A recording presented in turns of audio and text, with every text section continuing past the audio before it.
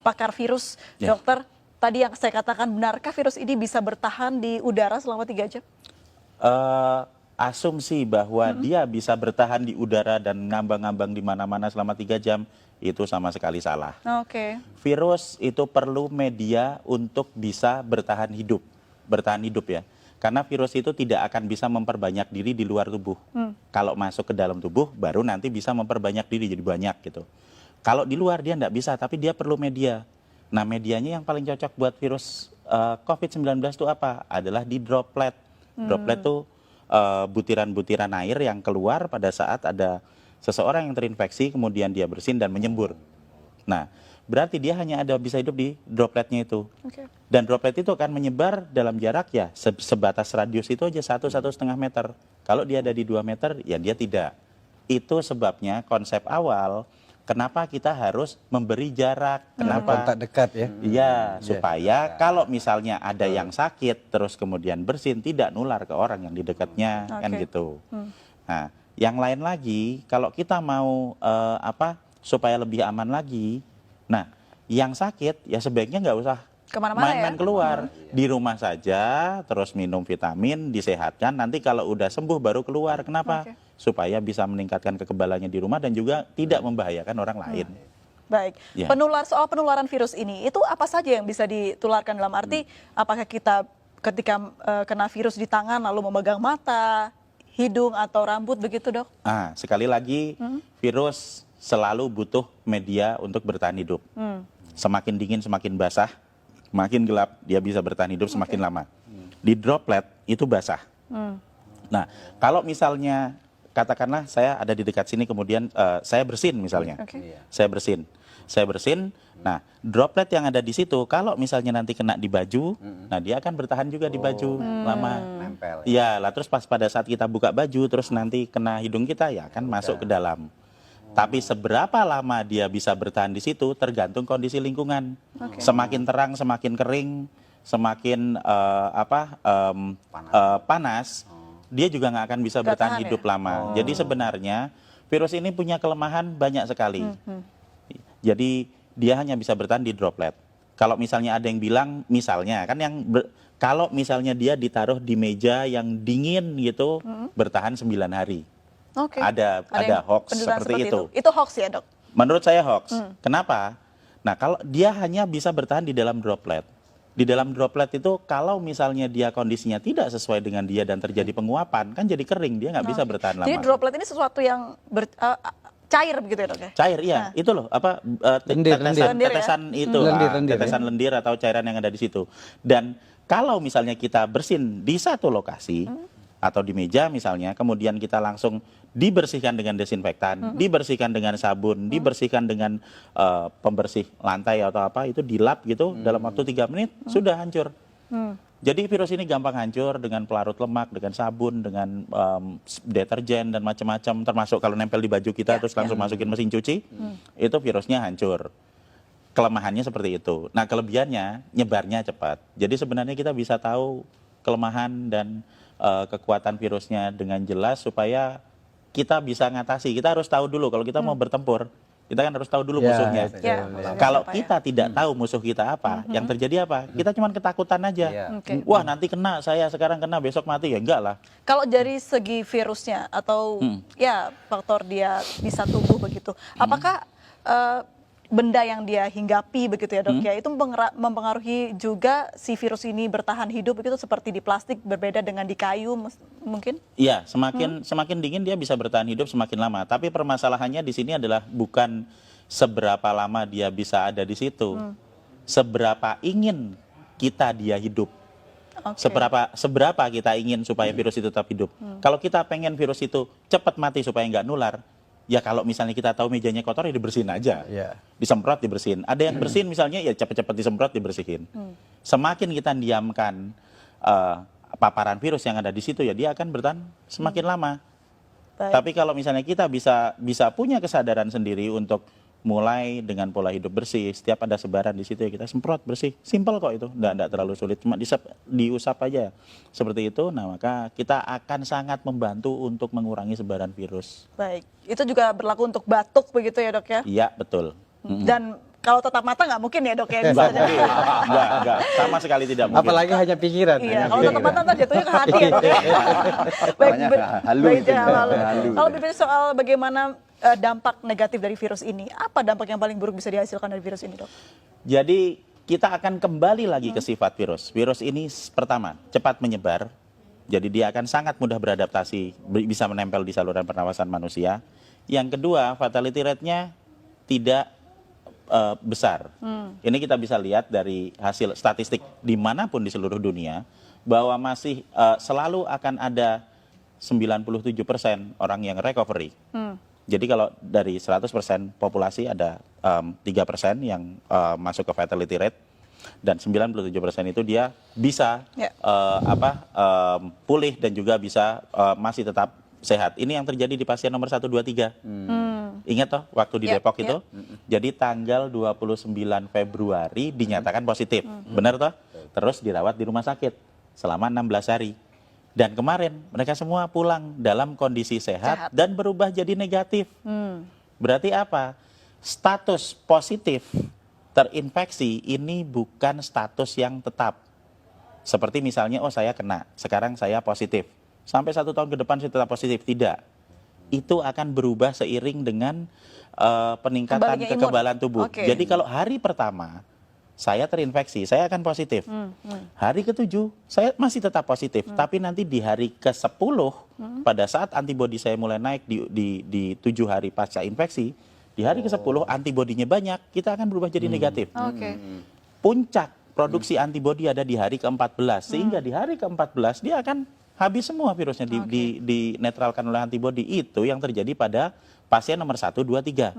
Jadi supaya kita bisa menginduksi pikiran-pikiran positif dan optimistik yang ada di rakyat, kita harus belajar juga melihat, kok ada pasien nomor Yang 1, sembuh 2, gitu 3 ya. sembuh, ini kan udah ada buktinya. Menariknya tadi juga sempat di program di Iya. tayangan kita begitu, pasien 03 ini ternyata tidak ada gejala yang terlalu parah begitu dok, hanya batuk sedikit saja, Ya. dan treatmentnya pun hanya diberikan vitamin dan juga obat batuk oleh Betul sekali. dokter. Iya. Nah, kenapa virus ini bisa tidak semua orang terkena paru-paru dok?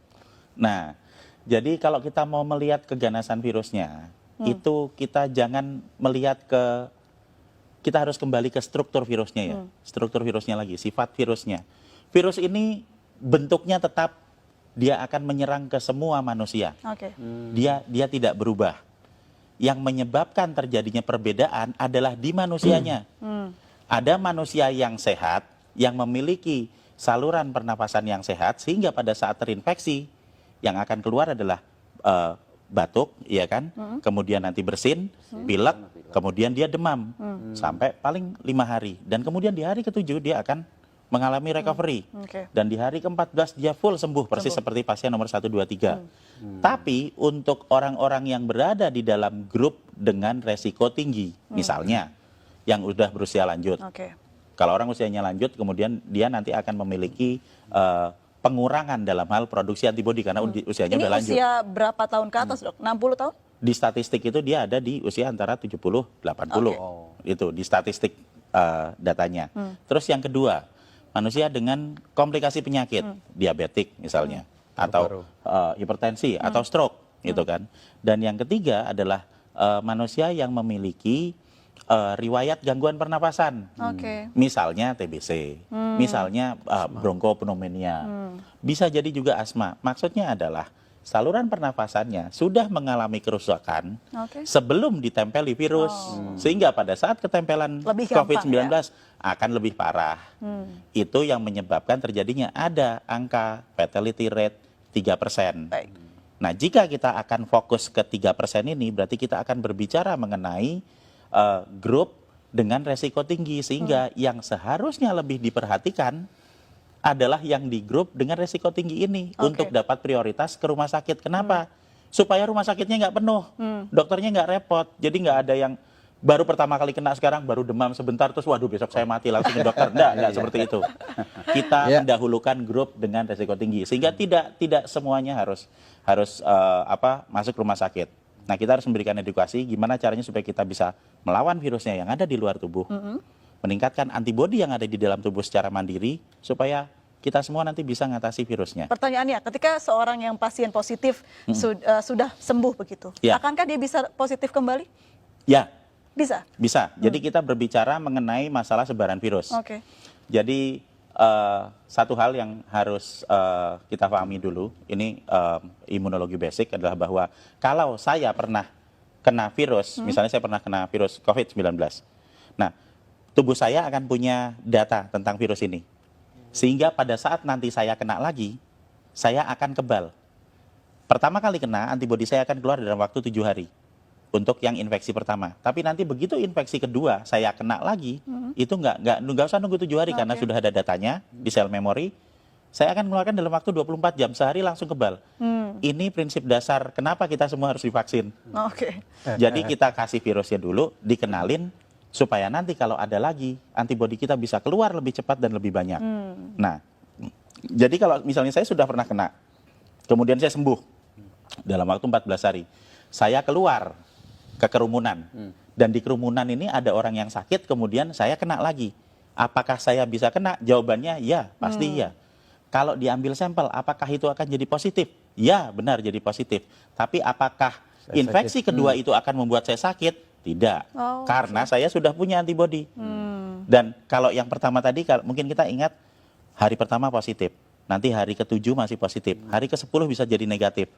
Yang pertama, infeksi pertama. Kalau sudah saya kena lagi, hari pertama positif, nanti hari ketiga bisa positif, hari keempat sudah negatif.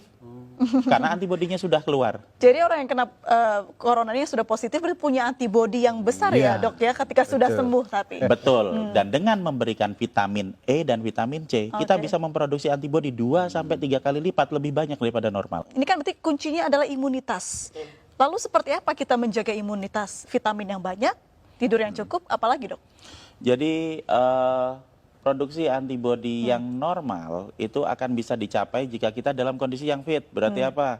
Berarti kita ya makan yang benar, kemudian kita istirahat yang cukup. Karena semakin banyak kita bergadang, semakin banyak kita stres dan panik bahwa kita besok mati, Nah, itu ya. itu akan sangat menurunkan produksi antibodi. Berarti Gitu. panik benar menurunkan antibodi, Dok? Iya, Oke. lah kan kita jadi panik terus, kemudian kita jadi nggak tidur, Stres kemudian jadinya. kita mau minum nggak enak, makan nggak enak, iya kan? Takut Akhirnya mati. iya kita kurang energi, akhirnya ya nggak ada produksi antibodi. Jadi sebenarnya dengan pola hidup yang sehat itu akan mampu membuat kita memproduksi antibodi secara normal. Dan pada saat ada dalam kondisi wabah, jika kita mengkonsumsi vitamin E dan vitamin C, Oke. kita akan memproduksi antibodi bisa 2 sampai 3 kali lipat dari produksi normal. Dan ini akan sangat-sangat membantu pada saat ada kondisi wabah virus. Dan yang paling utama lagi adalah sekali lagi panik dan stres itu tidak akan meningkatkan antibodi kita atau menyebabkan virus yang ada di luar menjadi berkurang. Meningkatkan antibodi dengan berpikir positif, dengan memiliki ilmu pengetahuan yang cukup bahwa sebenarnya virus ini bisa kita hadapi, kemudian konsumsi vitamin dan pola hidup bersih. Oke. Membunuh virus di luar tubuh dengan pola hidup bersih, meningkatkan antibodi di dalam tubuh untuk mengatasi virusnya. Dan tanpa panik, tanpa stres. Tanpa Karena- panik, Nah, tanpa Karena vitaminnya panik nggak akan membawa perubahan apapun. Vitamin E-nya dari alam itu, Prof. Mungkin Apa Iya. saja, ya. Jadi kalau misalnya vitamin E atau vitamin C akan ada banyak di apotek. Mereknya apa? Ya terserah beli aja, di sana ada banyak. Kalau misalnya tidak ada, kita bisa menemui banyak vitamin E itu ada di kecambah atau tauge itu, Oke. brokoli. Kemudian ada di daun kelor, itu vitamin E-nya cukup banyak. Sementara vitamin C ya biasa ada di jeruk, ada di tomat, bahkan cabai itu vitamin C-nya cukup tinggi. Jadi jika kita bisa membeli yang dari apotek yang sudah diekstrak itu ya alhamdulillah. Kalau tidak bisa, apa yang ada di alam bisa kita pakai untuk meningkatkan kekebalan kita. Semua orang, semua penduduk bisa meningkatkan produksi antibodi dan semua orang berhak untuk hidup sehat. Kalau obat tradisional yang sudah banyak dibuat masyarakat sampai harga jahe naik begitu dok, apakah itu bisa untuk mengebalkan daya tahan tubuh? Jadi yang jamu, kemudian yang empon-empon dan temulawak itu bisa dipakai untuk meningkatkan stamina tubuh kita. Stamina. Ya, jadi kalau stamina tubuh kita lebih fit, kemudian Waduh, kita ya. bisa lebih sehat, produksi antibodinya akan lebih bagus. Tapi tidak secara langsung berpengaruh terhadap virus atau berpengaruh terhadap peningkatan antibodi. Ya. Kalau mau yang langsung berpengaruh terhadap peningkatan antibodi, ya ditambah vitamin. Jadi vitamin E, vitamin C bagus. Vitamin E, vitamin C sambil minum jamu itu tambah bagus lagi. Oke. Iya. Baik, kalau dilihat dari ya mungkin ciri-ciri virusnya, bisa bertahan lama di cuaca apa ini dok? Apakah cuaca di Indonesia yang mulai memasuki musim kemarau bisa membantu gitu? Oke, hampir sebagian besar kuman itu senang dengan tempat dengan 3 syarat, gelap, basah, dan dingin. Semakin basah, semakin gelap, semakin dingin, itu dia akan bisa bertahan hidup semakin lama di situ. Oke. Jadi kita harus menyesuaikan dengan kebutuhan virusnya. Kalau kita ingin virus itu tidak ada di lokasi kita, ya kita bikin tempatnya yang terang, yang panas, ya kan, kemudian yang kering. 3 syarat itu terpenuhi, virus itu akan lebih cepat hancur. Kira-kira berapa bulan virus ini akan berlalu? Perkiraan saya, mungkin kita belajar melihat dari Wuhan. Wuhan dia mulai 2019 berarti Desember, Januari, Februari, Maret, dia 3 bulan. Berarti ya mungkin kita akan paling lama 3 bulan. Tapi dengan kondisi di negara kita yang tropis, sinar ultravioletnya banyak, mungkin kita bisa jadi lebih cepat dan akan lebih cepat lagi kalau semua masyarakat mau bersama-sama memulai pola hidup bersih. Ya, ini kuncinya ya. Iya, karena virus itu kan dia akan hidup di lingkungan, bukan cuma di dalam tubuh kita doang, ada yang di dalam tubuh, ada yang di luar tubuh. Kalau semua orang, semua rakyat kita mulai pola hidup bersih, mulai bersihin tangan, mulai untuk menjaga jarak. Kalau kita tahu resikonya, orang yang sakit ya jangan keluar, di rumah aja dulu.